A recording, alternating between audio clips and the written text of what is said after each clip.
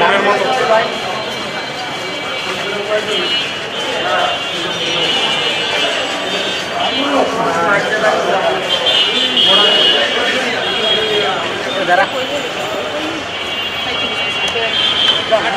আরে না একটু একটু একটু পিছিয়ে হাঁটতে কষ্ট হয়, এটা জানি।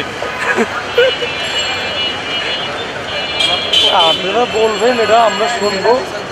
না না না, পিছন দিকে হাঁটতে কষ্ট বেড়ে যেতে হবে।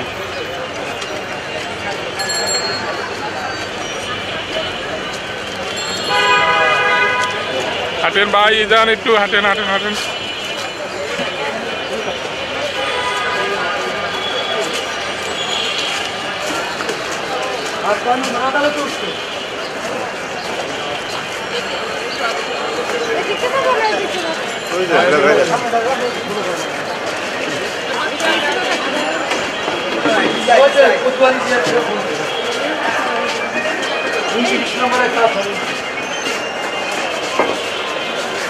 হ্যাঁ লিটন, হ্যাঁ আমি ডিউটিতে।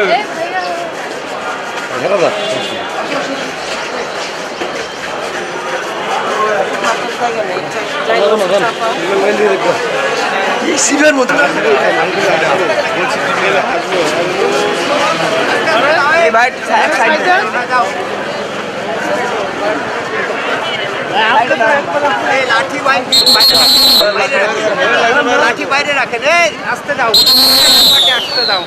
চলেন চলেন। বহুত বড় দালাল।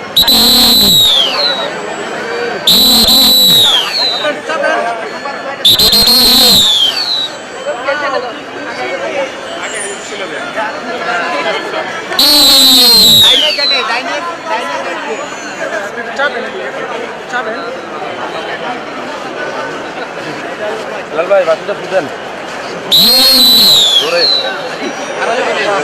সামনে এসে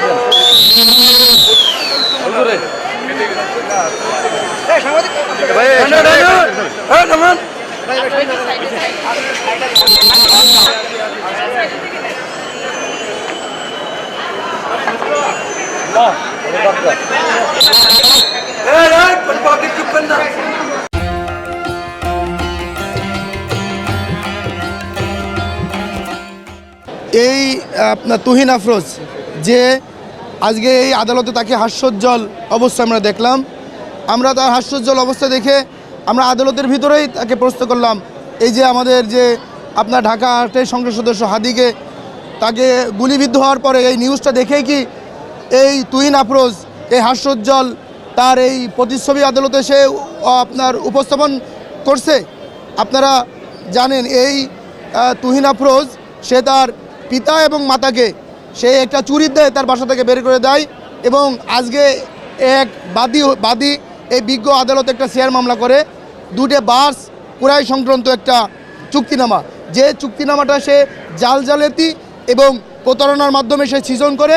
সে তখন ওই বাদীকে বলে, আমি আন্তর্জাতিক অপরাধ ট্রাইব্যুনালের প্রসিকিউটর, ওই প্রভাব খাটিয়ে আমি 40 জন লোককে ফাঁসিতে ঝুলিয়েছি, তুই যদি আমার কাছে এই বাসের দাবি করিস আর টাকা দাবি করিস টোটাল 78 লক্ষ টাকার উপরে সে এই জালজালিয়াতির মাধ্যমে সে এই বাদীর কাছ থেকে আত্মসাৎ করেছে। বাদী যখন তার বাস অথবা তার টাকা যখন সে ফেরত পায় তখন সে তার ওই প্রসিকিউশন আন্তর্জাতিক অপরাধ ট্রাইব্যুনালের ওই প্রভাব খাটিয়ে ফ্যাসিস্ট শেখ হাসিনার ওই প্রভাব খাটিয়ে সে ওই বাদীকে হুমকি দেয় এবং তার বাদীর বাসায় যে তার মেয়েকে অপহরণ করে, তার বাসায় ভাঙচুর করে সে একটা ম্যাসাকার করে। বাদী যখন ওই সংশ্লিষ্ট থানায় যখন মামলা করতে যায় 22 সালে, তখন কিন্তু সংশ্লিষ্ট থানা তার মামলা নেয় নাই এবং পরবর্তীতে বাদী এই আমাদের বিজ্ঞ সিএমএম আদালতে একটা শেয়ার মামলা দায়ের করেন। সেই মামলায় আজকে শুনানি হয়। আমরা এই মামলার তার পক্ষে যে আইনজীবীরা ছিল তার জামিনের শুনানি করে আমরা তার জামিনের বিরোধিতা করি এবং আমাদের বক্তব্য তুলে ধরি। আদালত আমাদের বক্তব্য এবং আসামির বক্তব্য উভয় পক্ষের বক্তব্য সর্বানন্তে সন্তুষ্ট হয়ে তার জামিন নামঞ্জুর করে CW মূলে জেল হাজতে প্রেরণ করে।